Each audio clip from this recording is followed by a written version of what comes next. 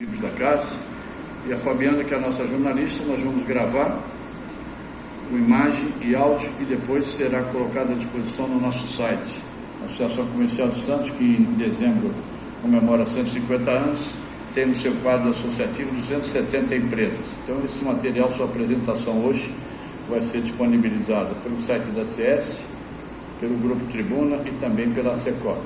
Essa iniciativa é uma tradição da nossa casa, e a parceria é a Secop, a Associação Comercial e o Grupo Tribuna. Muito obrigado, é uma honra receber você e sua equipe aqui. E para a abertura oficial, chamamos o nosso vice-presidente, Ronaldo Taboada. Por favor, Taboada.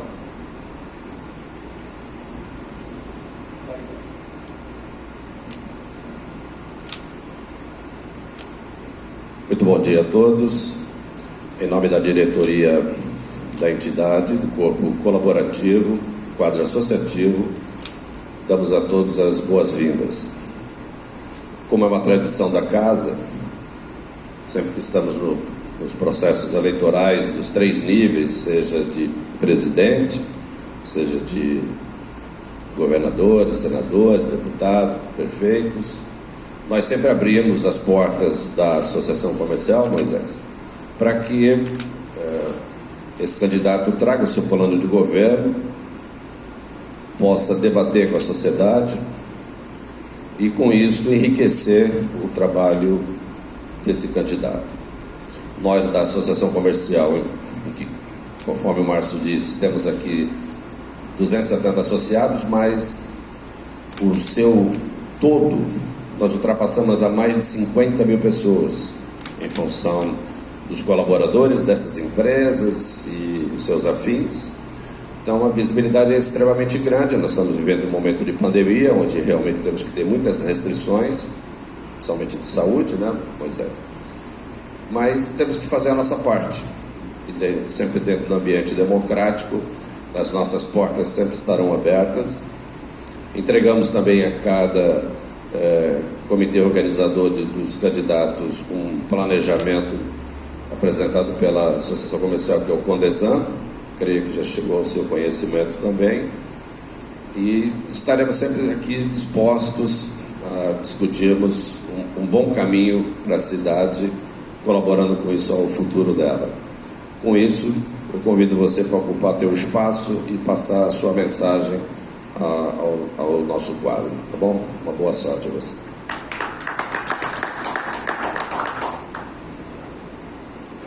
Moisés, de acordo com o nosso regulamento, Moisés, de acordo com o nosso regulamento, então, você tem 35 minutos.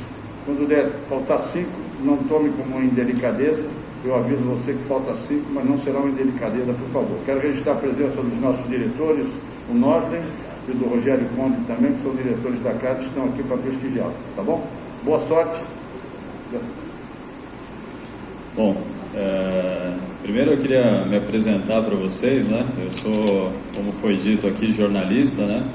Sou consultor empresarial, então atuo dando consultoria para empresas e gostaria de alguma forma de agradecer, né, essa oportunidade que a gente vai ter aqui para estar aqui hoje debatendo, né, a cidade de Santos, falando sobre o futuro da cidade, falando sobre aquilo que a gente enxerga hoje na cidade de Santos, né, quais são os gaps, né, onde a gente precisa de alguma forma estar fazendo os investimentos, mas também mostrar, né, que é o que a gente tem feito durante toda a nossa campanha. Acho que quem está acompanhando a campanha do PV, né, a campanha do Moisés Fernandes, tem percebido que nós não temos, né, agredido nenhuma outra candidatura, nós temos colocado assim, aquilo que a gente entende que de alguma forma é melhor para Santos, né? Eu acabei agora de ter uma entrevista ali com a TV Tribuna, né, com a Simone, e nós falamos exatamente sobre algumas propostas. Eu queria colocar aqui, né, algumas dessas propostas, algumas das propostas que a gente entende que são importantes para a cidade de Santos, como a questão da saúde, educação, do porto, da geração de emprego, da segurança, que eu acho que a gente precisa rever, porque quando a gente fala em criação de empregos e quando a gente fala em atrair empresas, né, atrair indústrias para a cidade de Santos, necessariamente a gente vai ter que ter uma cidade mais segura. E aí acho que a gente sabe que segurança, quando a gente pensa em segurança, é uma questão do Estado de São Paulo, mas também tem o papel municipal que pode ser cumprido através da da Guarda Municipal, né, da Guarda Civil que nós temos aqui na cidade. Mas antes de eu entrar propriamente, né, e depois a gente poder abrir até para que as pessoas possam fazer perguntas, queria agradecer, né, o Mário Bernardino de estar aqui, né, comigo, o Mário que me deu essa oportunidade de estar candidato na cidade de Santos através do PV.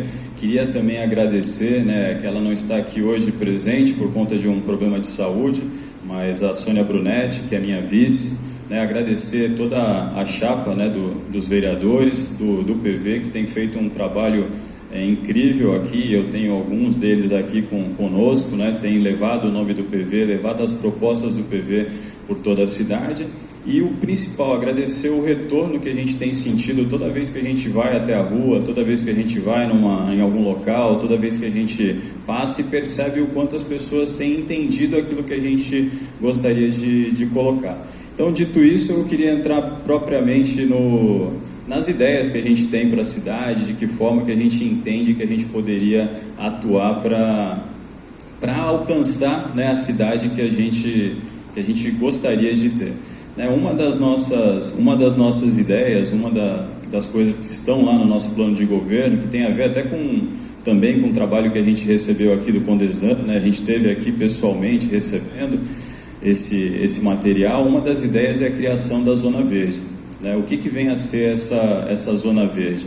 É uma área que compreende ali alguns bairros, né? O bairro aqui do centro, do Paquetá, da Vila Matias. O que vem a ser essa área? É uma área competitiva, uma área que possa realmente ter uma competitividade quando a gente pensa na questão do Estado como um todo, porque Santos, né, eu tenho 43 anos, né, mas quem é um pouco mais antigo que eu, vai lembrar que aqui no centro de Santos a gente tinha empresas e indústrias, né, que beneficiavam alguns tipos de produtos. Nós tínhamos empresas têxteis. Vou dar só um exemplo de uma empresa que beneficiava sardinha aqui no Porto de Santos e empregava mais de 3.000 pessoas.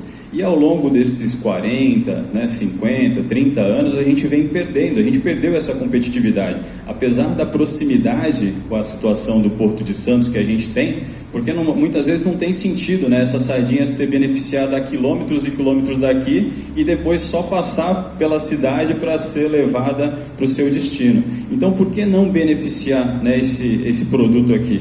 Por que não atrair essas empresas para cá? Por que as empresas não se interessam em estar aqui no Porto de Santos, na cidade de Santos? Muitas vezes porque a gente não é competitivo. A gente não consegue competir com outras regiões. Então, o que a gente precisa necessariamente fazer? Criar essa área. Então, eu tenho colocado isso nas entrevistas. Ao assumir a Prefeitura de Santos em janeiro de 2021, né, a primeira coisa que a gente vai fazer é levar esse projeto para dentro da Câmara para que a gente consiga aprovar, né, esse projeto na Câmara. Porque não pode ser um projeto... Eu acho que tudo que a gente, de alguma forma, constrói, né, com a sociedade, com a Câmara, e a Câmara são os representantes da sociedade, eu acho que tem uma chance muito maior de ser levado adiante. Então, acho que a gente vai levar essa questão para a Câmara, a gente vai aprovar isso e vai criar essa área. E eu tenho certeza que, a partir disso, a gente vai conseguir atrair empresas, né, atrair indústrias, como a gente já teve em outras oportunidades aqui, e gerar os empregos que a gente precisa para a cidade de Santos. A gente vem perdendo aí nos últimos anos, a gente perdeu mais de 16.000 postos de trabalho. A gente pode achar que isso não é muito, né, mas imagina 16.000 pessoas que perderam, né, ou seja, que hoje não estão mais empregadas de alguma forma. E aí pode ter gente que diga, mas Moisés, muito disso tem a ver com a questão da pandemia, né? Ou seja, muitos postos de trabalho foram perdidos agora por conta da pandemia. E é verdade, isso é uma verdade.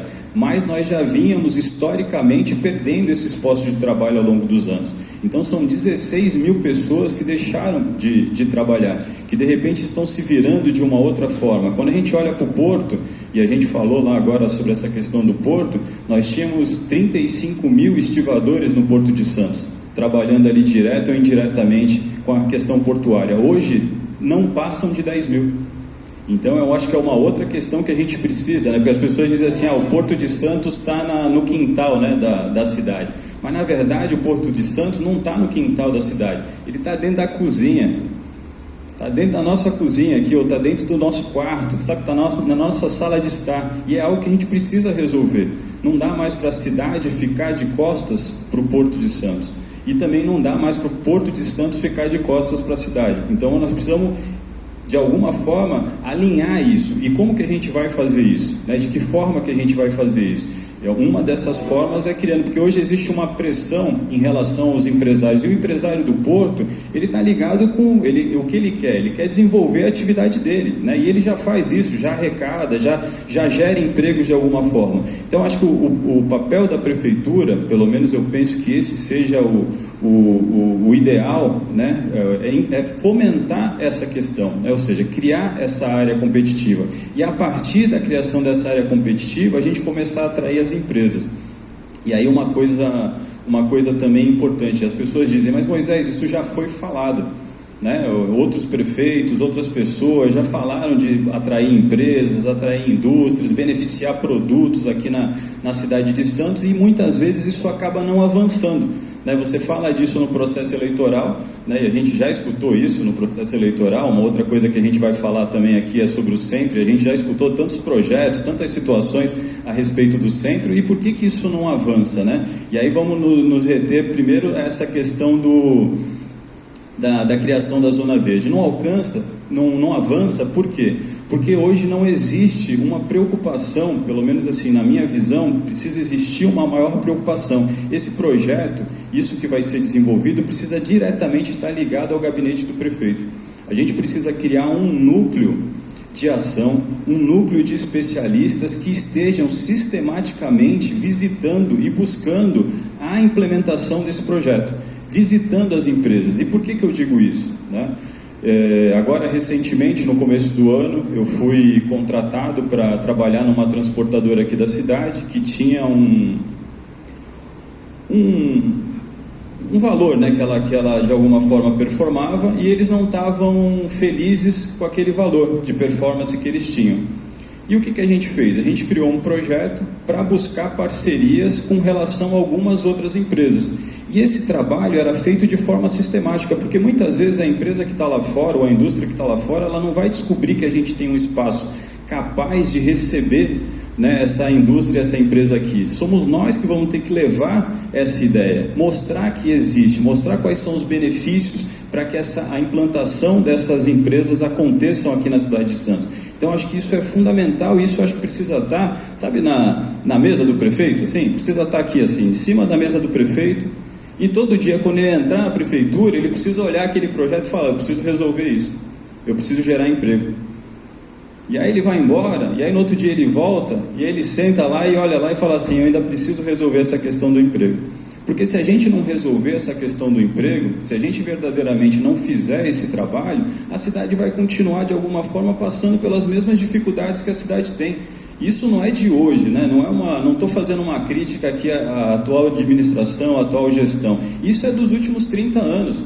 Quem aqui não tem alguém, e aí se não tiver, eu gostaria até que me dissesse, eu não tenho um amigo, não tenho um parente que precisou ir para São Paulo em busca de empregos, em busca de oportunidades. Vários de nós conhecemos essa história, às vezes nossos filhos, né? Quem tem uma idade maior, já passou por isso com os filhos, teve que ver o filho sair da cidade de Santos por falta de emprego. A gente gera emprego na cidade de Santos? Claro que gera, a gente tem um comércio forte, mas não são os empregos mais, assim, que são importantes. A gente gera alguns empregos que na verdade são subempregos, são empregos que não necessariamente acabam contemplando a sociedade como um todo, e eu acho que isso a gente precisa fazer. Então acho que esse projeto precisa estar ligado diretamente ao gabinete do prefeito, precisa ser uma preocupação diária do prefeito. A gente precisa, no primeiro momento, estancar essas perdas, né, essas perdas de postos de trabalho que a gente vem perdendo já ao longo dos últimos anos. Eu estou falando dos últimos 10 anos, aí, dos últimos 8, 10 anos, mas se a gente estender esse período para um tempo maior, provavelmente a gente perdeu muitos outros postos de trabalho, e nem estou colocando nessa situação a questão dos estivadores e tantas outras situações que a gente enfrenta. Então acho que isso precisa ser algo que precisa ser enfrentado, e isso vai ser enfrentado, lógico que a gente vai conseguir fazer parceria com as empresas que trabalham no porto, mas necessariamente o enfrentamento maior precisa partir da gestão pública. Então eu acho que a criação dessa área, eu acho que ela é fundamental para que Santos volte a crescer, para que Santos volte a empregar, para que Santos volte a criar as oportunidades que Santos sempre teve. Santos sempre foi uma cidade que esteve à frente do seu tempo, não só em relação à questão do trabalho, mas em relação a tantas outras questões. E eu acho que Santos perdeu um pouco disso. E aí uma outra forma para a gente fazer com que esse projeto avance, né, tem a ver só com a eleição de 2020? Não tem a ver com a eleição de 2020. Tem a ver necessariamente também com a eleição de 2022.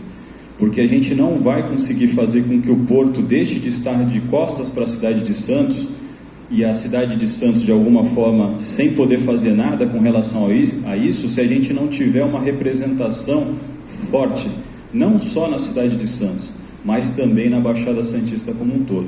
E hoje, quando a gente olha para a nossa região, quando a gente olha para o tamanho da nossa região, quando a gente olha para a história da nossa região e da nossa cidade, não faz sentido, o menor sentido, a gente ter o número de representantes que a gente tem, a gente ter o tipo de representação que a gente tem. E aí não estou falando aqui em qualidade da representação, mas estou falando simplesmente em quantidade de representantes. Hoje a gente tem uma quantidade de representantes muito aquém da necessidade e da grandeza de Santos e da região metropolitana da Baixada Santista. E para isso, a gente vai precisar se unir. Então, assim, eu falei isso há um tempo atrás numa entrevista, falei isso em um dos debates onde eu tive, a gente vai precisar unir as forças da cidade para resolver algumas questões que a gente precisa enfrentar. A gente vai precisar unir a associação comercial, os empresários, as pessoas, para resolver o problema que a gente tem aqui no Santos, aqui no centro de Santos. Né, que eu sou de uma época que eu vim aqui, já falei isso, né, no centro de Santos, e não era nem centro, a gente vamos lá na cidade. Né, e a gente passava o dia inteiro aqui com a minha mãe, eu e minhas irmãs, tomávamos sorvete ali nas lojas americanas e depois íamos para casa. E hoje, quando a gente pensa em passear, com nossos filhos, Conde, muitas vezes não é no centro que a gente busca essa interação. E eu acho que isso precisa mudar. Eu acho que de alguma forma a gente precisa reorganizar isso e essa questão também. Então, aí voltando à questão do projeto ainda da Zona Verde, para que depois a gente possa avançar por outras áreas, a representação dos deputados estaduais e deputados federais, ela precisa ser muito maior quantitativamente. Não dá para a gente ter o número de deputados que a gente tem. E por que a gente não tem? Porque a gente não se une, a gente não avança, porque a gente faz com que os partidos não cresçam, com que as lideranças não surjam, e isso a gente precisa ter. Os partidos precisam crescer, ainda que os partidos sejam adversários em um determinado momento. Mas quando a gente vai para uma eleição importante como essa, uma eleição de deputado, uma eleição de deputado estadual e deputado federal, nós precisamos avançar nessa questão, nós precisamos não ficar olhando para a bandeira que a gente carrega, mas nós precisamos olhar para a cidade, porque se a gente continuar não olhando para a cidade, as pessoas vão continuar vindo aqui, como a gente vê isso acontecer em toda a eleição, e aí vou citar um nome aqui, mas não de forma pejorativa a pessoa que veio aqui e conquistou milhares de votos aqui na cidade de Santos, o Tiririca. De repente ele veio até aqui, pegou uma série de votos na cidade de Santos, e o que ele fez como contrapartida para a cidade de Santos? Então, assim, nós precisamos ter uma representação forte para garantir que a gente consiga fazer, implementar as ideias que precisam ser implementadas, como essa questão da criação da Zona Verde e da criação de postos de trabalho. Então, essa é uma das ideias que a gente colocou lá no nosso plano de governo. Eu acho que a gente precisa avançar necessariamente nessa ideia para que a gente possa, de alguma forma, minimizar essa questão que a gente vem enfrentando na cidade de Santos.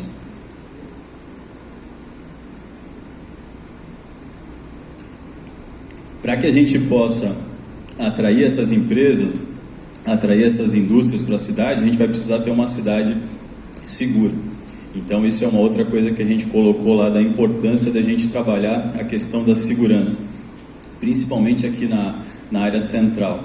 Né? Como que eu acho que a gente vai fazer isso? De que forma que a gente vai conseguir, né, fazer com que isso aconteça? A gente sabe que a segurança ela é uma questão do Estado, né? É um dever, né, do Estado.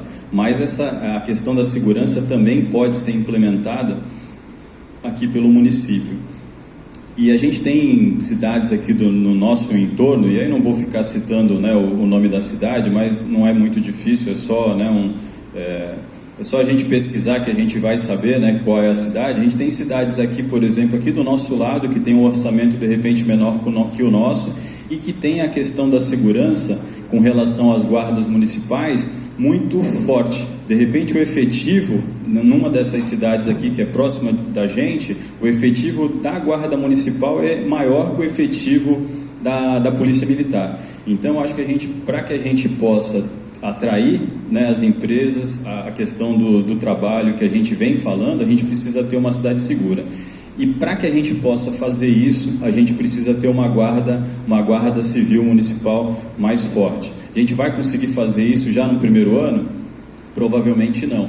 Provavelmente a gente não vai conseguir fazer isso, até porque quando a gente pega as cidades, né, em 2021, a gente já pega ela com orçamento, né, já aprovado, né, em relação a todas as áreas. Mas a partir do segundo, terceiro e quarto ano, a gente vai precisar investir mais nessa questão, fazer concursos para aumentar o efetivo da guarda e permitir que a guarda atue de uma forma mais forte, de uma forma mais fortalecida na questão da segurança preventiva, que hoje ela praticamente assim, ela não acontece. E não é que não acontece por conta do corpo da guarda, mas não acontece por conta que hoje a gente não tem uma guarda atuando em conformidade com a lei federal.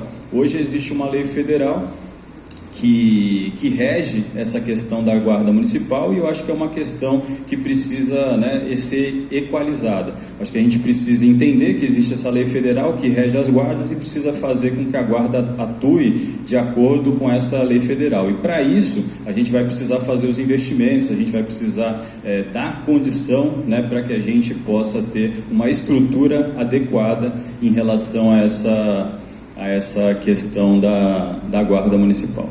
Então essas são duas questões que a gente vem abordando, né, que a gente vem trabalhando, e aí eu gostaria de falar para vocês também um pouco da questão da saúde, né? Eu acho que hoje, quando a gente olha para a questão da saúde, né, como um todo na cidade de Santos, a gente já tem uma estrutura de saúde, vamos dizer assim, preparada, a gente já tem unidades preparadas. O que a gente precisa fazer necessariamente?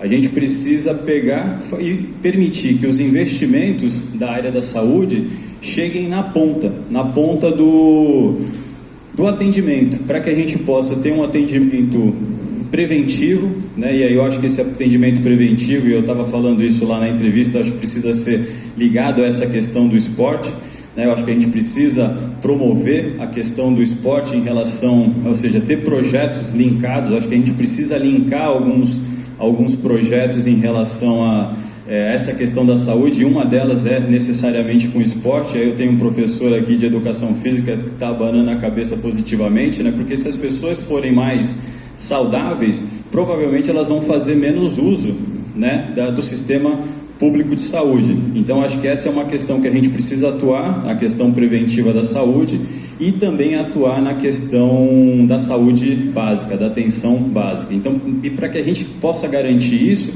a gente precisa fazer com que esses recursos cheguem lá na ponta, fazer com que esses recursos realmente cheguem na ponta, para que a gente possa dar um atendimento mais adequado. Em relação à questão da saúde, ainda sobre a questão da saúde, muita gente me pergunta sobre a questão das OS, né? Hoje a gente tem parte do nosso sistema, né, administrado por OS, né, por organizações sociais.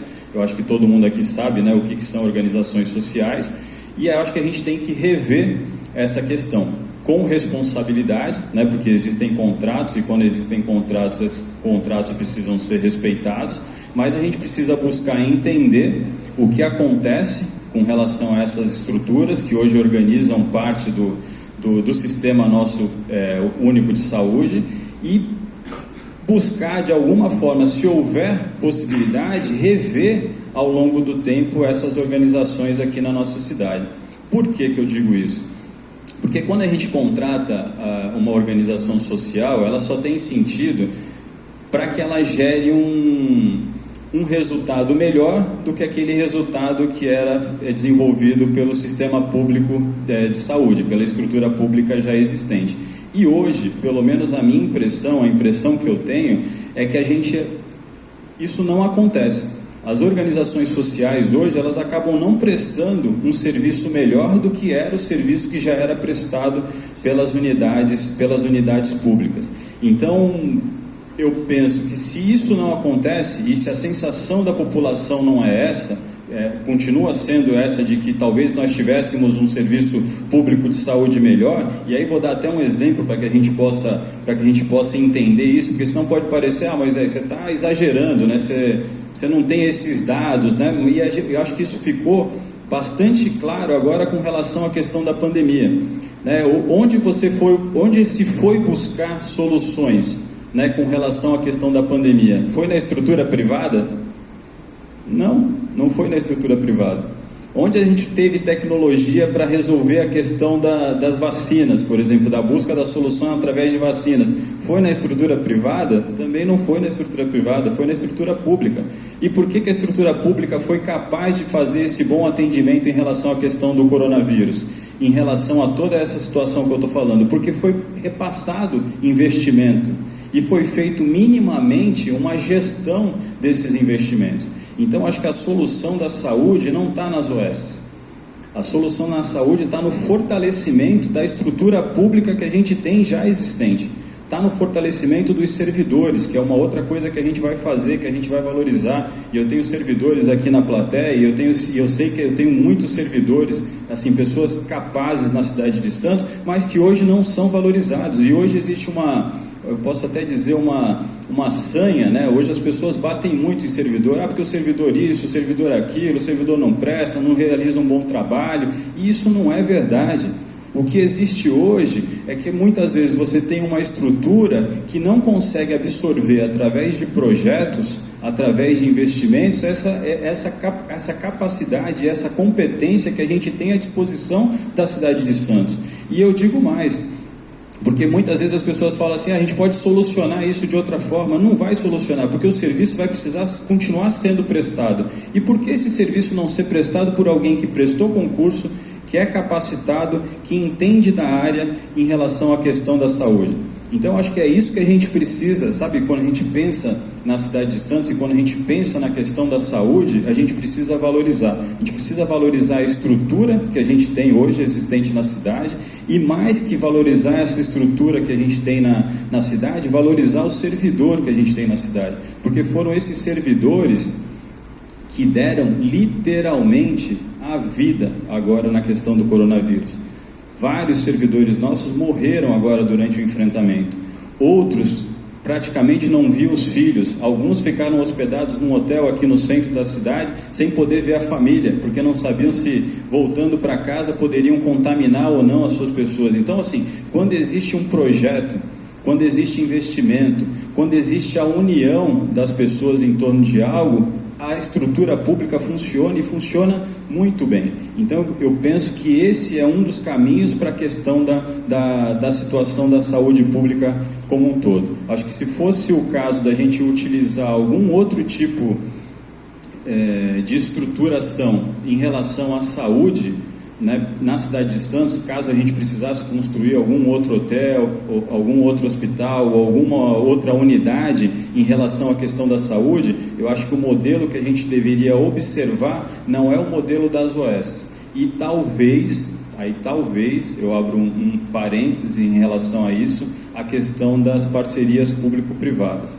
né? Como as parcerias público-privadas? Por exemplo, a gente tem o Hospital do Subúrbio, em Salvador, que é um hospital público que é considerado referência no atendimento público no país. Então, acho que a gente poderia, talvez, observar como funciona essa estrutura, observar a capacidade de atendimento que eles têm, observar de que forma isso funciona lá e por que é referência nacional, e aí talvez pensar em um modelo, né, por conta das questões que aí a gente sabe que a gente tem as questões de orçamento, e não necessariamente a gente não pode atingir um determinado, né, a gente tem um teto de investimentos que podem ser feitos, e talvez essa pudesse ser uma possível solução além da questão de você implementar, de você fazer, né, o investimento nas questões de saúde pública, como eu falei, na questão da saúde preventiva e da atenção básica. Aí uma outra coisa que eu gostaria de falar também aqui é sobre a questão da educação, até porque eu acredito que essa questão da educação vai ser uma questão que a gente vai ter a partir de 2021 uma grande dificuldade. Eu acho que tem que ser uma questão que precisa ser entendida como uma grande prioridade, né? Além da questão da geração de empregos, da questão da segurança, que precisam ser entendidos como uma prioridade, também a gente vai precisar entender essa questão da educação como uma das grandes prioridades do município. Primeiro, porque a gente certamente vai pegar os alunos nesse pós-pandemia com um gap, né, importante em relação à questão da educação.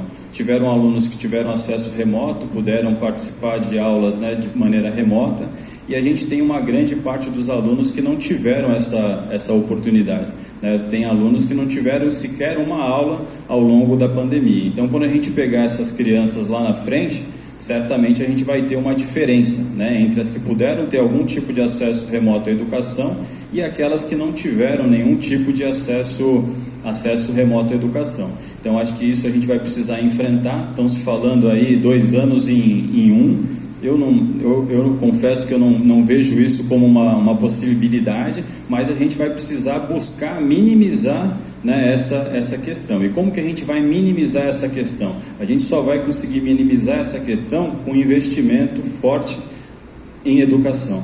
E como que a gente vai fazer esse investimento forte em educação? Tem dinheiro para tudo, Moisés?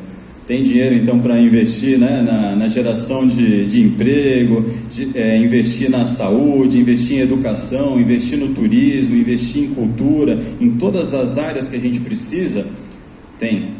E tem porque existem modelos, né? Não necessariamente investimento público, mas existem modelos que a gente conhece que poderiam de alguma forma ser aplicados aqui na cidade de Santos.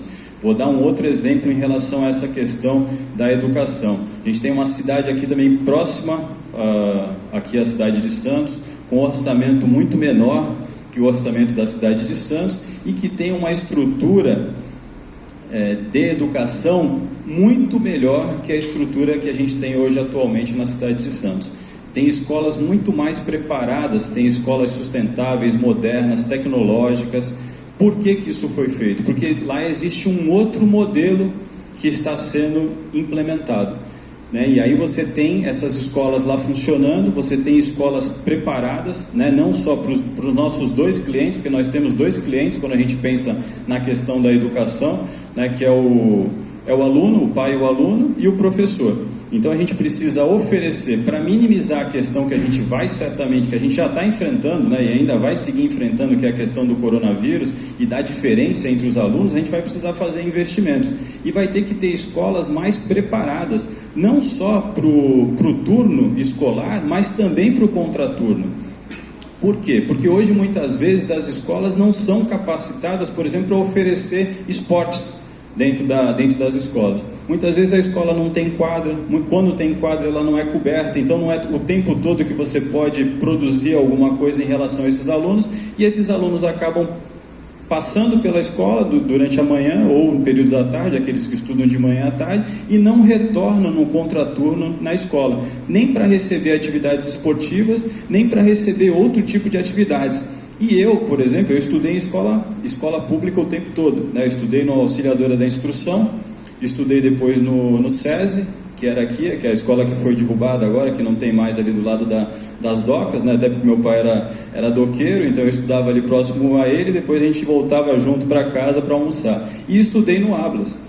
E essas escolas tinham contraturno, a gente estudava num determinado horário e voltava para a escola no horário do contraturno escolar. Então eu acho que a gente precisa estruturar as nossas escolas para que a gente possa oferecer um serviço de mais qualidade, para que a gente possa minimizar, para que a gente possa investir. Países como a China, a Coreia do Sul e outros países asiáticos fizeram um investimento forte, maciço na questão da educação e hoje são potências.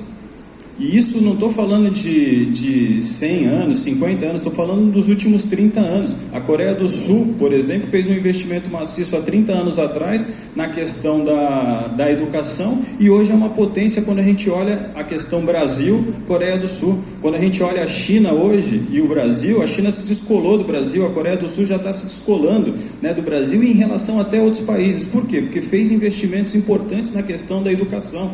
Então a questão da educação não pode ser só uma retórica, não pode ser só um discurso, ela precisa sair do discurso e entrar na prática. E como que a gente vai entrar na prática disso? Fazendo investimentos. E como que a gente vai fazendo investimentos? Buscando os modelos que já existem. E aí eu não estou falando, porque assim, eu poderia falar daqui de modelos que foram investidos na Coreia, que foram investidos na China, nos Estados Unidos, mas não, eu estou falando aqui da Praia Grande, aqui, do nosso lado. É uma cidade que está aqui do nosso lado, que tem um orçamento menor que o nosso e tem escolas muito mais preparadas que as nossas escolas. E se esse modelo existe ali, por que a gente não consegue implantar ele aqui? O que falta para a gente conseguir implantar esse modelo aqui na cidade de Santos? E essas reflexões que eu gostaria de fazer, que eu gostaria de deixar, sabe o que falta? E eu acho que a gente vai precisar se unir. E aí, de novo, eu vou falar, a gente vai precisar se unir, a gente vai precisar de representação mais forte, a gente vai precisar unir os empresários, a gente vai precisar do apoio da associação comercial, a gente vai precisar para que a gente possa avançar em relação a essas questões. Porque assim, todos nós perdemos com uma educação mais fragilizada. Todos nós perdemos com uma segurança que não é adequada. Todos nós. Só 5? Então assim, todos nós perdemos. Agora, se nós temos um modelo que funciona, está implantado aqui do nosso lado, e aí não estou fazendo nenhuma alusão ao governo lá, pelo contrário, não tenho amizade, não tenho proximidade nenhuma, mas estou falando de um modelo que existe. Por que não trazer esse modelo para cá? Por que não ter escolas mais preparadas? Escolas com mais tecnologia, escolas sustentáveis, escolas que façam reuso da água, né? Escolas que de alguma forma utilizem o sol para energia. Por que não oferecer esse tipo de estrutura que certamente vai fazer um avanço, e um avanço importante na questão do aluno? Porque faz, e é óbvio que faz. Se você chega na tua casa e a casa está limpa, você tira a roupa e joga ela em qualquer lugar? Não tira, porque está limpo, está tudo arrumado, está tudo alinhado, tudo tem um lugar para... E se você chega nessa mesma casa e ela está toda bagunçada, de repente você tira mesmo e joga ali, porque já tem uma outra peça, tem uma outra coisa. Então assim, a forma, a estrutura que a gente oferece para os alunos faz total diferença na questão do ensino. Uma escola adequada, uma escola pintada, uma escola com uma estrutura tecnológica, é óbvio que vai fazer diferença lá na ponta. E é óbvio que isso faz diferença para a gente. E faz diferença para o empresário, que de repente não precisa colocar o filho dele na escola pública, mas vai precisar de alguém forte, de alguém bem preparado, de alguém que tenha, sabe, uma educação de qualidade, para que de alguma forma esse ciclo possa ir se completando. Então assim, isso é importante não é só para quem utiliza a escola pública como eu utilizei, mas é importante para a cidade como um todo. Então acho que nós temos que trazer, né, modelos exitosos, e não só aqui dessa cidade que eu citei, mas de tantos outros lugares que a gente tem pelo estado, para aqui, para a cidade de Santos, como a questão da Zona Verde. Nós precisamos trazer esse modelo exitoso que já funciona em Franca, funciona em Campinas, e por que a gente não consegue fazer com que ele funcione em Santos? Outra coisa, o centro de Santos, que é aqui, a associação comercial está aqui, no centro de Santos. Por que a gente não consegue avançar com a questão do centro de Santos? São tantos projetos, a gente tem tecnologia, a gente tem uma série de coisas e a gente continua passando pelos mesmos problemas que a gente vinha passando há 30 anos atrás. Hoje a gente tem mais de 16 mil famílias, não é isso, mano?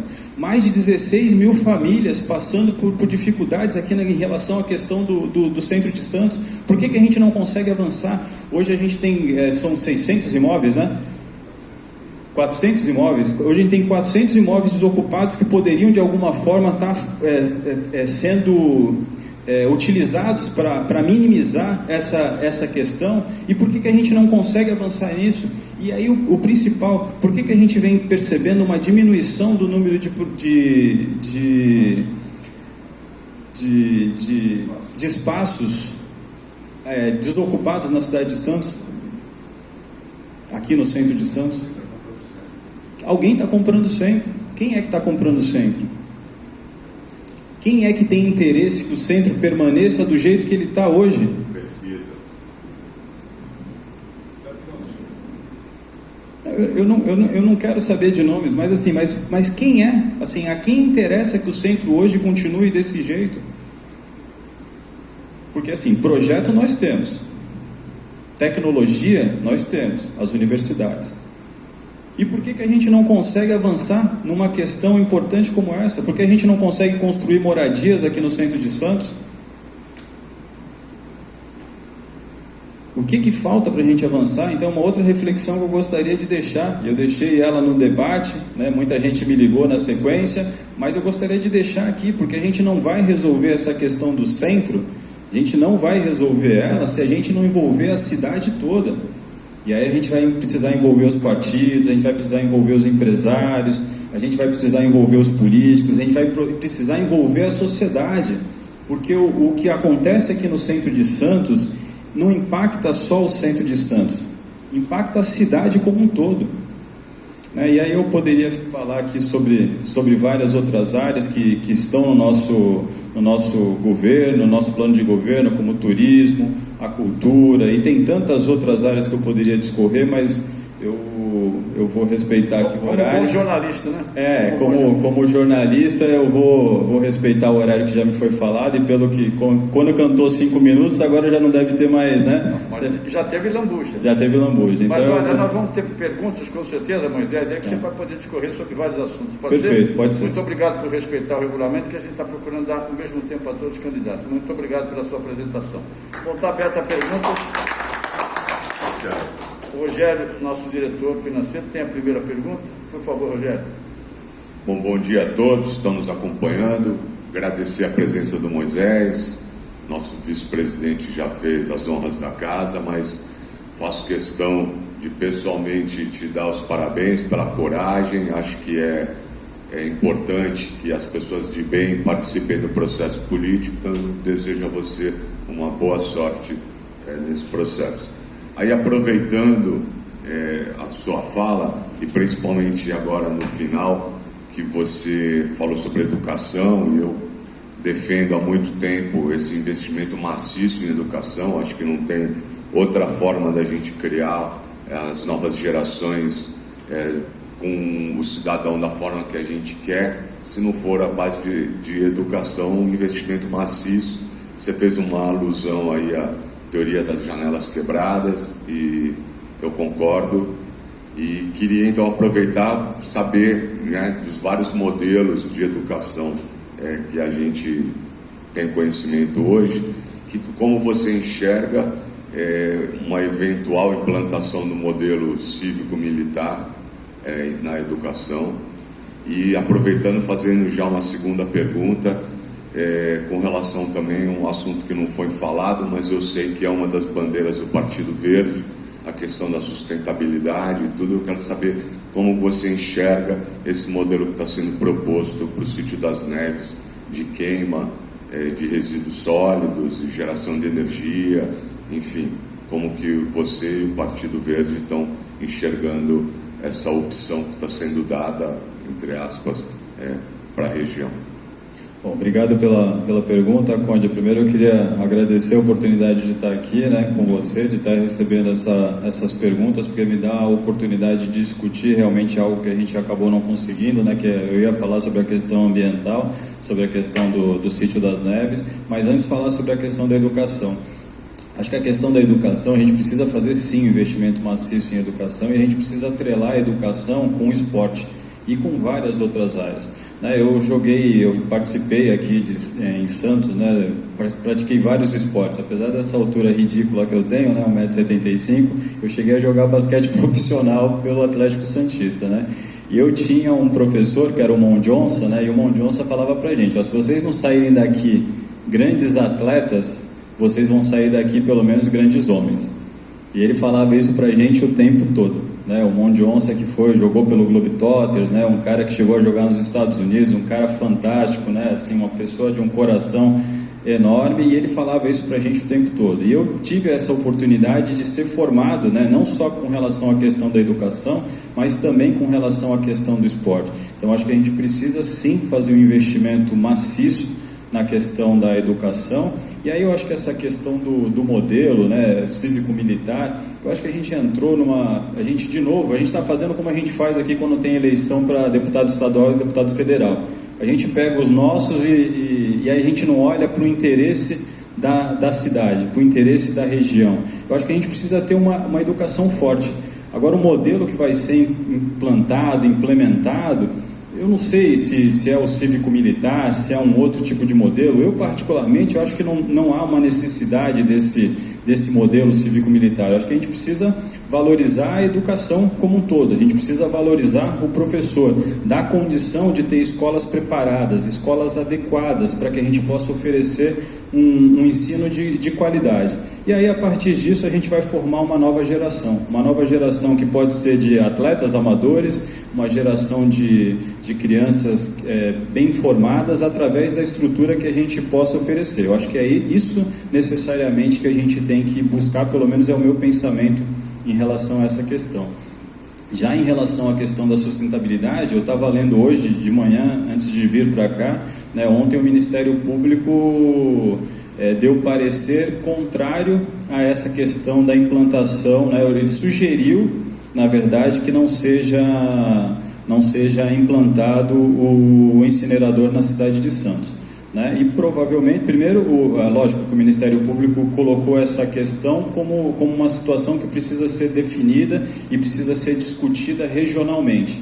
Né? E isso precisa, né? Se você for lá na lei, você precisa fazer essa discussão regional, essa discussão precisa envolver todas as cidades da região e o principal, ela precisa envolver a sociedade nessa discussão, porque quando a gente fala na implantação do incinerador, pode parecer algo simples, algo simplista, você vai implantar lá um incinerador para resolver a questão do lixo, mas a implantação desse incinerador vai ter um impacto gigantesco na cidade de Santos, mas um impacto assim, gigantesco mesmo, e existe uma campanha de desinformação hoje com relação a essa questão, né? Hoje se fala na URI, né? Hoje se fala na implantação da URI, mas a URI, né, a gente pode colocar assim, URI igual incinerador, ou seja, é um incinerador. Moisés, né? Esse é um detalhe de pergunta importante, desculpe interromper, a pergunta do Rogério foi oportuna, era uma das minhas, o Rogério acabou me furando. Não tem nada, mas foi bom, Rogério. Agora, é um incinerador ou é uma termoelétrica? Não, é um incinerador. É um incinerador porque vai queimar o lixo. Primeiro que a gente tem a questão do lixo, essa é uma questão que eu converso com ambientalistas, o nosso lixo hoje ele não é preparado para ser queimado, né? Porque a gente tem um lixo que é úmido. Então assim, pensa na gente queimando, pensa a gente fazendo uma fogueira com algo que é úmido, não vai funcionar.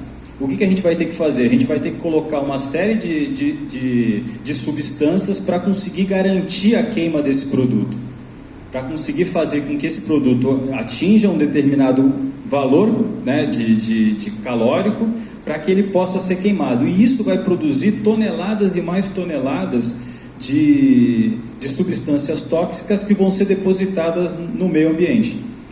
Primeiro ela vai para a atmosfera e depois de alguma forma ela vai repousar, né, na praia, nos mangues, na cidade, em forma de chuva, aquela chuva preta que quando cai, né, o teu carro fica todo... Por quê? Porque isso, por mais que você tenha um filtro, e se diz que existe um filtro, que nem toda essa questão vai acabar chegando até a atmosfera, mas vai chegar na atmosfera, vai ter impacto em relação à questão da saúde, e é só a gente conversar com qualquer ambientalista, qualquer pessoa que entenda, qualquer professor, e eu converso com professores ligados a essa área, para eles deixarem claro que não é a melhor solução. E aí estou dizendo com isso que eu não quero solucionar o problema do Sítio das Neves? Claro que não. É uma questão que precisa ser solucionada, é uma questão que a gente precisa resolver, mas a gente vai resolver a toque de caixa, implantando um incinerador na cidade? Não, a gente precisa discutir isso com a sociedade, a gente precisa dizer a verdade para a sociedade, porque assim, hoje se diz também que não vai ter custo para a cidade a implantação desse incinerador, né? Que empresas vão construir esse incinerador, e isso é verdade, realmente assim, não vai ter um custo para a cidade, mas a incineração desse produto desse lixo vai gerar uma massa tóxica, e são toneladas e toneladas delas que vão ter que ser transbordadas todos os dias aqui da cidade de Santos para uma área que fica próxima a Campos do Jordão. E o custo desse transbordo vai ser pago por mim, pelo Pesquisa, pelo Conde, pelo Mário, por todo mundo que está aqui e por toda a nossa sociedade. Então, ou seja, a gente precisa entender isso, porque de repente você não tem o custo para implantar um incinerador, mas você vai ter o custo disso. E o pior, a gente tem que entender o risco disso, porque se hoje eu pegar 1 tonelada de lixo, ainda que o Sítio das Neves esteja numa situação já de quase esgotamento, eu consigo pegar essa 1 tonelada de lixo e levar para o Sítio das Neves? Consigo. Eu coloco em cima do caminhão e levo para o Sítio das Neves. Se eu pegar 1 tonelada dessa massa tóxica que vai ser produzida através da queima desse lixo, eu posso pegar essa tonelada de massa tóxica e levar para o Sítio das Neves? Não. Por quê? Porque ela é extremamente tóxica. Então eu não posso, para vocês terem uma ideia do que a gente está pensando em fazer. A gente vai, ao invés de resolver um problema, a gente vai criar outro problema. E a gente vai criar um problema sério. Por quê? Porque inclusive essa questão do incinerador, ela não respeita as diretrizes nacionais, a política nacional do meio ambiente. Lá você diz assim, eu vejo algumas propagandas às vezes, não, tem a ver com as melhores práticas internacionais e tal. É uma outra situação que não é verdade. Né? Por quê? Porque ainda se usa esse tipo de incineração, por exemplo, na Alemanha, em outros países se usa, mas ela vem caindo no desuso, ela não vem sendo mais utilizada. E aí qual é a solução então, né, Conde? A solução são os biodigestores. A gente já tem escolas hoje que atuam com a questão dos biodigestores. Por quê? Porque respeita as diretrizes nacionais do lixo sólido. Porque favorece a primeira regra que está lá com relação à questão do lixo urbano, que é a reciclagem. E aí quando você recicla verdadeiramente, o que você faz? Você cria toda uma cadeia envolvendo a questão da reciclagem, você cria cooperativas, você gera emprego, você dá emprego para milhares de pessoas, e esse é o caminho. Por quê?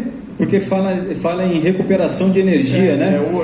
Unidade de recuperação de energia. Né? E na verdade é o contrário. Ao invés de fazer com que esse lixo se torne energia, se torne emprego, geração de renda, distribuição, criação de cooperativas, na verdade você vai estar queimando o lixo.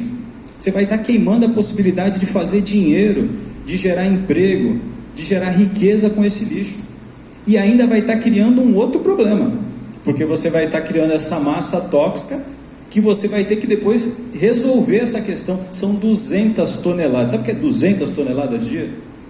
Isso não é o Moisés que está falando, são especialistas da área.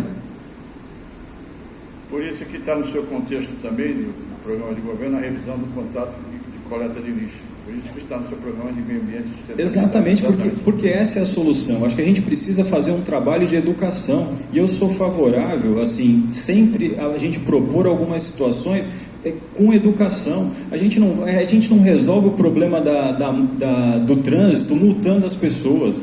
A gente resolve o problema do trânsito educando as pessoas.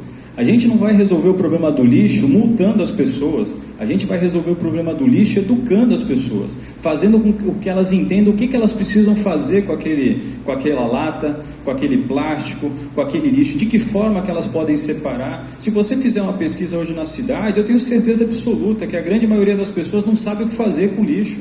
E aí acham que ainda estão reciclando, e aí colocam a questão do lixo de uma forma condicionada que ele não pode ser reciclado, e aí parte desse lixo que deveria ter sido reciclado, ele acaba sendo juntado, né, ao lixo que é o lixo mesmo, que é o lixo orgânico que a gente tem. Então nós precisamos rever isso. E como que a gente vai rever isso? É com a implantação do incinerador? Certamente não.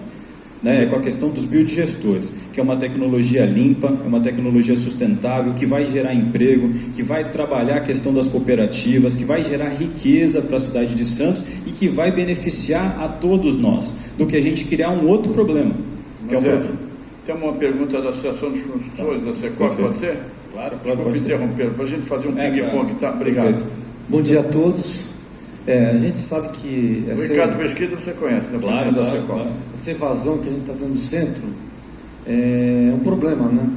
Que nós estamos tendo ocupação desordenada nas áreas de ribeirinhas, vamos dizer assim, nas beiras da nossa bacia hidrográfica aqui.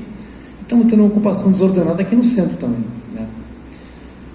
O nosso setor é setor ao mercado. Essa pergunta que eu estou falando para você, estou falando para todos eles, para todos os candidatos, para se posicionarem com relação a isso. O nosso setor é um setor ao mercado, né? A gente procura vender para quem pode comprar dentro do bolso dele, em cada quadra da cidade tem o seu produto específico, né? Como é que você vai criar essa oportunidade de moradia aqui no centro da cidade?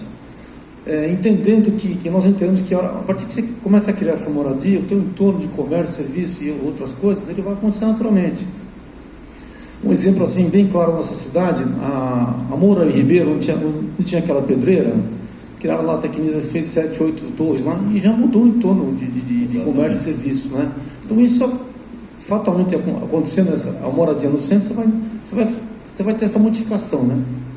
Então, o centro era, obrigado pela pergunta, Pesquisa, até o centro era forte antigamente, ou a cidade, né, era forte antigamente, por quê? Porque a gente tinha muita gente orbitando aqui, morando no entorno do centro, né? Minha família, eu sou filho de português, meu pai é da Ilha da Madeira, quando eles vieram morar aqui, meu avô, minha avó, eles foram morar onde? No Morro do Pacheco, né? Porque é uma área, quem conhece a Ilha da Madeira sabe que é uma área muito próxima, então, ou seja, eles queriam morar o mais próximo possível da realidade. É igualzinho, né? Mas assim, para não dizer que é igualzinho, né? É muito próximo. E eles foram morar onde? Nos morros, né? E aí essas pessoas, assim, meu avô trabalhava, né? Trabalhava e tinha condição, né? Assim, e descia para comprar as coisas onde? Ele ia até o Gonzaga comprar coisas, né? Ele ia até a ponta da praia comprar coisas? Não, ele comprava aqui na cidade, né? Porque estava aqui do lado, né? Ou seja, muitas vezes trabalhavam aqui. Então, assim, a gente precisa resolver essa questão. Como que a gente vai resolver essa questão? Tem dinheiro para tudo isso? Tem, através de parcerias público-privadas. Eu acho que a questão da moradia, ela está diretamente ligada a essa questão. Eu tenho conversado muito com o Orlando Augusto, né, que é o presidente da Sociedade Brasileira de Parcerias Público-Privadas, e a solução para essa questão é as parcerias público-privadas. Eu acho que é a única questão, porque assim, o município hoje não tem recurso, não tem condição de fazer investimentos, aportes dessa natureza. Ainda que hoje a gente tenha pouco mais de 10%, né, hoje a gente pode investir, né, ou seja, investir que eu digo assim, buscar, né, financiamento de até 120% da nossa capacidade de arrecadação. Hoje a gente tem algo em torno de 10%. Né, o valor que a gente tem, mais ou menos, então, ou seja, a gente poderia buscar investimentos para fazer esses investimentos, só que isso começa a se tornar algo muito arriscado, porque você começa a ficar com um número muito grande que vai precisar ser pago pelos outros governos. Então, qual é a melhor forma da gente fazer isso? Até porque isso são investimentos que provavelmente a gente não consegue fazer com que eles ficam compreendidos no governo. Né, eles vão além do governo, e a única forma que existe hoje na legislação que é possível você fazer isso é através das parcerias público-privadas. Então acho que esse é a melhor solução para essa questão, para que a gente possa buscar os empresários, porque a gente sabe que existem recursos para isso. É óbvio que o empresário, ele, como você falou, você vai construir para quem, né, para quem pode comprar algumas coisas, mas se você tiver uma contrapartida para que você possa fazer essas construções, você vai receber por conta disso. Você também poderia, de repente, estar atuando numa outra área e solucionando uma situação que a gente precisa solucionar, que é a questão da moradia aqui no centro. Por quê? Porque a gente tem realmente essa ocupação desordenada em algumas áreas da cidade, e essa ocupação desordenada vai ser resolvida só com a construção de moradias? Também não. Por quê? Porque a gente só vai ficar enxugando gelo, né? Cada vez que você constrói, você tem mais pessoas precisando daquelas moradias que você está construindo. Por isso que uma das primeiras coisas que eu falei aqui quando eu entrei aqui hoje foi o quê? Da criação da Zona Verde, criação de empregos, geração de renda e riqueza, porque é isso que vai solucionar essa questão. Ou seja, se as pessoas realmente tiverem acesso a trabalho, certamente a gente vai também diminuir essa questão, porque hoje ninguém mora numa palafita porque quer. né? Mora porque às vezes é a única solução que a pessoa tem, né? Eu não sei se todo mundo aqui já teve oportunidade de passar, né, numa palafita. Eu nasci aqui no Canal 5, aqui em frente ao estuário, estudei na Auxiliadora, a gente vivia com a molecada na rua, empinando pipa, jogando bola. Quando eu entrei dentro das palafitas lá, quando eu fui em alguns lugares, eu senti medo, andando ali, sabe? Você coloca a mão assim porque você fica com medo de cair. E essas pessoas estão vivendo, isso é Santos. Porque pode parecer que não é, né? Porque às vezes a gente olha para Santos e fala assim, Santos é, né? É alguma... Não, mas isso é Santos. Aqui, do nosso lado. Então, assim, e as pessoas estão vivendo nessa condição, por quê? Porque realmente muitas não têm emprego. Aí tem a questão da moradia, que eu enxergo a solução para finalizar como as parcerias público-privadas. Desculpe interromper, só para concluir, porque o Júnior, da repórter da Tribuna, tem uma pergunta também. Depois, se você me permitir, eu gostaria de fazer uma pergunta para você. Por favor, Júnior, obrigado pela presença. Aliás, deixa eu aproveitar e registrar a presença do Mário Bernardino, que é o presidente do diretório do PV, amigo nosso. Um abraço, Mário, obrigado pela presença hoje aqui. Por favor, Júnior. Moisés, tudo bem, bom dia. Eu anotei algumas coisas aqui, então como o tempo é curto, eu vou tentar mais ou menos elencar algumas coisas para você citar brevemente. Sobre a Zona Verde, caso você entre na prefeitura e não apresente o projeto completo, ou se você acha que de repente não tem uma margem para aprová-lo, você pretende desmembrar ele, de repente tem um ponto mais importante que você acha que de repente você pode desmembrar e tentar aprovar primeiro, caso você ache que tenha dificuldade na Câmara. Segunda coisa, sobre a guarda, você é a favor de armar a guarda, por exemplo? Você disse que quer fortalecer a guarda, você é a favor disso? E você tem uma meta, de repente dobrar o número até o final do seu mandato, alguma coisa assim? E com relação a IPTU, você pretende mexer na tabela do IPTU? Obrigado, Júnior. Só mexer na tabela do IPTU e... Tá. Então, em relação a essa questão da guarda, quando você pensa na questão da lei federal, a lei federal que rege essa questão das guardas, ela também dá essa possibilidade do armamento, né, da guarda municipal. Eu acho que isso é uma questão que precisa ser resolvida, né, com as pessoas que de alguma forma, quando a gente pensa em política pública, necessariamente nem sempre a gente tem todas as soluções, ou as soluções que a gente entende como mais adequadas são aquelas que a sociedade gostaria de ver. Eu entendo que a guarda municipal, ela precisa ser assim, melhor equipada, né? Ela precisa ser uma guarda mais forte, né? Ela precisa agir de forma preventiva. Se a sociedade entender que esse é o caminho, né, o caminho do armamento da guarda municipal, eu acho que ele pode até ser feito, mas eu acho que ele tem que ser feito com a questão, porque aí quando você fala em armar, por exemplo, a guarda, o que você precisa? Você precisa treinar esses guardas municipais, né? Isso também está preconizado lá na lei federal, que eu agora não vou recordar o número dela, mas você tem. Então tá lá. Então assim, você vai precisar treinar esse guarda. Você vai precisar ter estande de tiro aqui na cidade de Santos, por exemplo, coisa que, por exemplo, a guarda municipal de Praia Grande, ela é uma guarda que é armada. E lá você tem estande de tiro para que essas pessoas possam fazer treinamento. Porque não existe nada mais perigoso do que você dar arma na mão de alguém que não está preparado. Por exemplo, eu, Moisés Fernandes, eu nunca andaria armado. Mas por quê? Porque eu não tenho o menor treinamento, eu acho que eu não tenho a menor condição, e eu acho que você precisa estar muito preparado para andar armado. Assim, você precisa ter, sabe, eu acho que precisam passar por algumas... Então, assim, quando você fala em armar, então, um grupo, né? Ou seja, hoje a gente tem pouco mais de pessoas na ativa, de 300 guardas municipais. Na verdade são 500, mas tem guardas cedidos, tem uma série, então assim, tem lá um efetivo de guarda. Então acho que a gente tem que ter só um cuidado para fazer isso está na lei federal, eu acho que pode ser feito, a gente tem um bom trabalho que é feito na Praia Grande, referente a essa questão. Você tem, por exemplo, o município de Caieiras, por exemplo, os guardas lá também fazem um outro tipo de ação preventiva em relação a essa questão. Acho que semana retrasada eles desbarataram uma quadrilha, né, que trabalhava com venda de drogas lá, se eu não me engano, eu não vou lembrar agora o número certo, mas pegaram lá uma quantidade grande de maconha e cocaína. Então, assim, e esse trabalho foi um trabalho que foi feito através de um trabalho de inteligência. Então, quando você fala na Guarda Municipal, eu acho que pode chegar nessa situação, de repente, do armamento, mas eu acho que tem que ser uma coisa, sabe, uma coisa primeiro ano, segundo ano, terceiro ano, e de repente culminar com isso, com que a gente tenha algo mais próximo disso. Mas eu acho que antes disso a gente tem a questão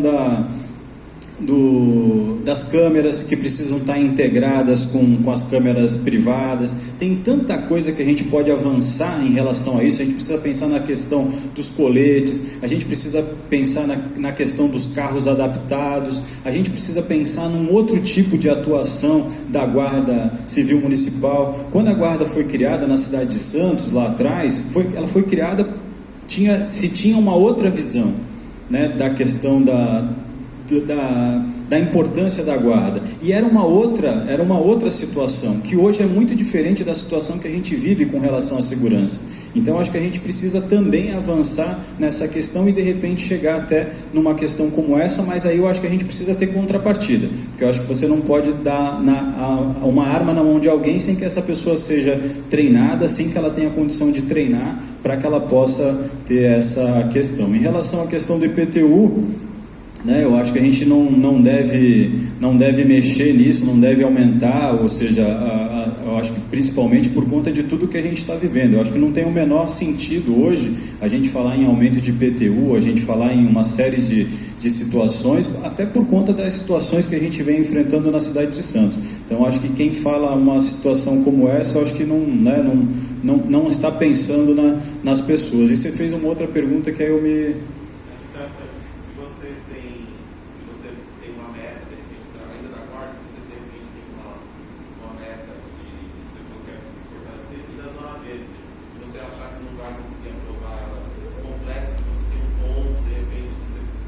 Se eu for eleito e tomar posse em janeiro de 2021, esse projeto vai ser aprovado, porque eu tenho certeza que os vereadores que forem eleitos vão querer aprovar esse projeto, porque esse projeto não beneficia o governo, não beneficia o Moisés Fernandes, não beneficia o PV, ele beneficia a sociedade. Então não tem sentido você votar contra a sociedade. Então eu tenho certeza que os vereadores vão aprovar esse projeto, porque é um projeto que é bom para a cidade, um projeto que vai gerar emprego, que vai atrair empresas, que vai fazer com que Santos volte a ser como Santos já foi, né? Como eu falei, com relação à questão de empresas que a gente tinha aqui em Santos. Eu citei um único exemplo de uma empresa que gerava sozinha 3 mil postos de trabalho. Então, ou seja, não tem como você votar contra, né, um projeto como esse. Eu acho que você precisa sensibilizar os vereadores, né, para que eles possam aprovar esse projeto. E quando você pensa em dividir, né, aprovar partes, aí eu acho que o impacto disso não vai ser o mesmo, porque eu penso que a implantação desse projeto, nos 4 anos, a gente vai conseguir pelo menos minimizar os postos de trabalho que a gente perdeu. Então eu acho que ele precisa ser aprovado de forma completa. Bom, posso fazer uma pergunta? Claro. Eu estava lendo atentamente seu programa de governo, me chamou a atenção o item 1, indicadores gerais para uma nova gestão administrativa. Aqui mesmo nesse auditório, Moisés, se não me falha a memória, em 2008, pelo então secretário de Desenvolvimento do Estado, Geraldo Alckmin, foi lançado o Parque Tecnológico Estadual, que envolve todas as universidades. E o prédio foi inaugurado há cerca de 15 dias, quase 12 anos depois. O prédio está pronto, nós participamos inclusive da inauguração. E está sendo preparado um edital, porque a ideia básica da Prefeitura é uma gestão privada. O edital já está na Procuradoria, deve ser anunciado nos próximos dias, mas a ideia atual do prefeito é uma gestão privada. Eu vejo aqui nos seus indicadores da nova gestão, remodelagem do perfil do Parque Tecnológico de Santos. O que é uma remodelagem? Quais são os seus planos para o Parque Tecnológico? Então, eu acho que essa questão, né, a gente precisa avançar, ou seja, essa questão mesmo, a gente não tinha a situação ainda da questão da ciência e tecnologia, do Parque Tecnológico. Por exemplo, a gente tinha uma estrutura que na prática ela não funcionava, né, em relação ao Parque Tecnológico, ficou muito tempo sem funcionar, mas ao mesmo tempo a gente tinha lá pessoas assim, trabalhando e não existiam projetos. Então acho que a gente precisava rever, né, algumas dessas questões. Eu acho que hoje, com o parque pelo menos entregue, está, né, pronto. Está pronto. Então, ele está entregue, aí eu acho que a gente precisa fazer com que a gente possa, de alguma forma, utilizar eles, mas eu acho que a gente precisa necessariamente aproveitar a estrutura, né, os empresários e as pessoas que a gente já tem aqui na cidade de Santos. Eu acho que a gente precisa garantir, mas que verdadeiramente isso, que esse investimento chegue lá na ponta.